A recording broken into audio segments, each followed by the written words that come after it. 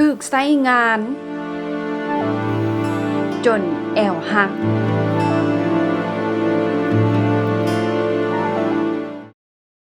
เฮ้ยพวกเพื่อนวันนี้บอกเลยว่าดีใจสุดๆเลยวันนี้จะไปหาน้องโบจิเนาะเฮ้ยแบบ2-3 มื้อที่ผ่านมานะบอกเลยว่าแบบอาการนะแบบสาหัสสุดๆเลยเบิ่งแมแอวหักแล้วหลายคนนะกลับมาว่าเฮ้ยทารุณแล้วหลายโพดบางคนเป็นแบบว่าสิฟ้องอันนั้นกระทรวงแรงงานก่อนแบบไส้งานหลายโพดนะ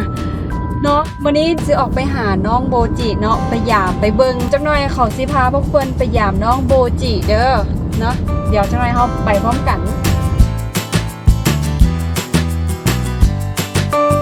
มาฮอดแล้วพวกเพื่อนตอนนี้เนาะหลายคนอาจจะสงสัยว่าเป็นอย่างมาไรจึงมานี่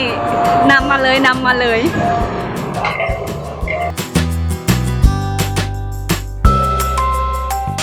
ะพวกเพื่อนตอนนี้นะเขาก็มาหับน้องโบจิเนาะหลายคนอาจจะสงสัยว่าน้องโบจิแม่นไผ่เป็นอย่างคือไส้งานตลอดแบบว่า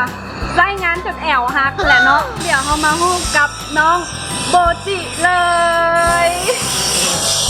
เฮ้ยโบแมนผู้นี้ได้น้องโบจิผู้นี้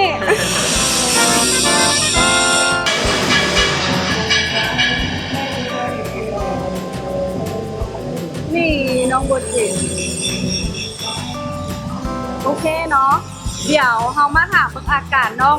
โบจิเนาะว่าก่อนหน้านี้เพิ่นอาการสาหัสหลายเดี๋ยวเฮามาเบิ่งเนาะว่าเพิ่นรักษาน้องโบจิของเฮาเนาะได้ให้มีชีวิตฟื้นคืนมาอีกน้องทำอีกกะอุกใจแหละบ่ฮู้ว่าจะไปหาแบบบอลที่ว่าสามารถรอหรือว่าเฮ็ดอันนี้ได้จังไดนะเลยมาเสิร์ชข้อหาข้อมูลสอบมาเบิ่ง Facebook ก็เลยได้เห็นโฮงกึ่งอยู่นี่แถมยังอีกใกล้บ้านแน่มาไลฟ์ก็เลยตัดสินใจเนาะมาที่นี่เนาะอยากถามแน่ทำอีกของเฮานี่นะมันฮักจังไดอาการมันเป็นแล้วใดคำแรกของเราที่มันฮักมันจะอยู่อย่างนี้แต่ว่ามันฮักไปละมันบ่สามารถเชื่อมกันได้เพราะมันคนละเนื้อแล้วก็เลยว่าเฮ็ดเล็กขึ้นมาใส่ใหม่เลยเนาะอันนี้ก็คือสมหน้าน้องโบจิเนาะเดี๋ยวพอถามแน่ตอนนี้มาไลฟ์ก็ได้มาหาเนาะก็คือว่ามีงานคือขากล้องตอนนี้มาไลฟ์มาหับขากล้องเนาะอยู่ห้องกึ่งสว่างจะอยากถามว่าเซอร์วิสของห้างเฮามีอีหยังแน่เซอร์วิสของห้างเฮาลักๆจะเป็นเกี่ยวกับการฟื้นฟูอะไรกึ่งเซียนพวกประเภทรถยนต์ตั้งแต่รถบ้านรถน้อยจนถึงรถหนักเลยโอ้ได้แบบว่ามีบริการหลังการขายเนาะก็ตัวนี้ก็มีเรื่องเครื่องจักรของรถใหญ่แบบเป็นหน่วยจักรเป็นพวกเราจะซ่อมแต่งคืนเซียนแล้วก็เปลี่ยนอะไรถ่ายอะไรแล้วก็เลยห้องกึ่งละแล้วสำหรับของพวกเราก็มีเครื่องจักรที่ค่อนข้างที่จะทันสมัยเลยนะห้องกึ่งละสำหรับพวกเราจะมี4 สาขายูนครหลวงมี3ปากสันมี1แต่แบบเรื่องพนักงานฝีมือแห่งงานนี่แบบก็คือแบบมีประสบการณ์ทางด้านนี้โดยเฉพาะเลยบอกโดยนั่นแหละเจ้าก็ไปเฮียนอย่างมานำแนวทางด้านนี้แล้วก็เป็นธุรกิจครอบครัวแล้วก็จับบ่ายมันจะน้อยแล้วก็ได้ประสบการณ์มาแล้วก็พวกน้องๆนุ่มๆมาผู้ที่ว่าเป็นมาจากต่างแก่เนี่ยแล้วก็ให้โอกาสเขาได้มาเฮียนได้มาฝึกนั่นแหละแล้วปัจจุบันนี้นี่ธุรกิจของครอบครัวนี่จัดขึ้นมาได้เฉพาะห้องกึ่งแล้วสว่างของพวกเราก็จะเข้า10 กว่าปีแล้วก็สาขาดอนนูนนี่เป็นสาขาที่4ก็สร้างตั้งมาได้ประมาณ2 ปีว่าเห็นตึกอาคารยังใหม่ๆโด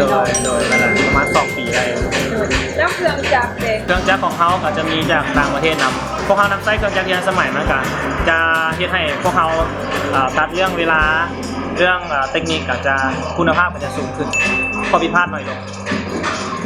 นั่นแหละอันนี้ก็เป็นอีกหนึ่งเหตุผลเนาะที่ว่าเป็นอย่างไรจึงมาใช้เซอร์วิสอยู่ที่นี่เนาะแต่อันนี้ได้ถ้าสมมติว่าคนที่ว่า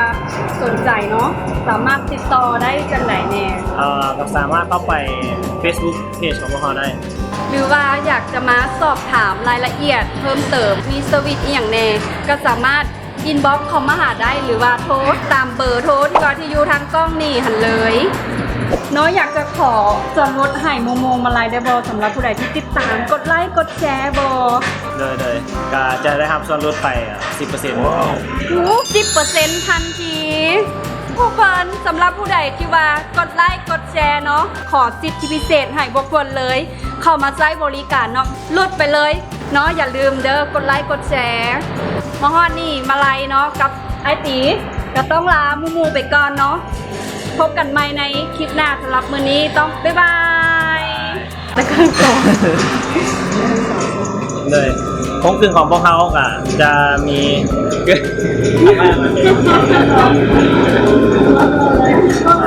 ยอมเลยตา สร้างว่าเว้ย